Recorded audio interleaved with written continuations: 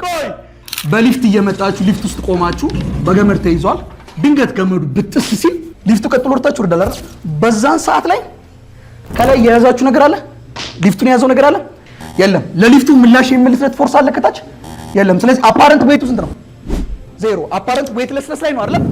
አፓረንት ዌይትለስነስን በሚገባ ፊልም እናደርግበት ቦታ ምድር ላይ ኤሌቬተር ውስጥ ነው እንስራ ሳሜሽን ኦፍ ፎርስ አት ዋይ አንተ ድንቅ ነው እኮ ማስ ታይምስ አክሰለሬሽን ወደ ታች ቢሄድ ማለት ማበልጧል ኤምጂ በልጧል ስለዚህ ከበለጠው ላይ ያነሰውና ኤምጂ ሲቀነስ ማ is equal to mass times the acceleration due to gravity በቦታ ማን ልክተት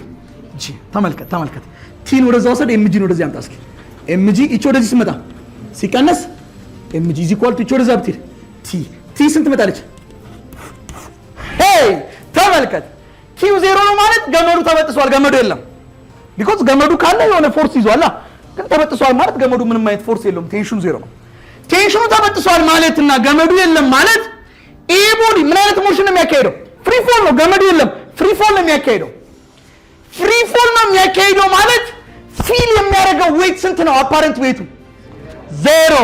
ከታች ኮንታክት ፎርስ የለም ከላይም የያዘው ገመድ የለም ስለዚህ አፓረንት ዌይቱ ስንት ነው ዜሮ ምን በባል ይታወቃል አፓረንት ዌይትለስነስ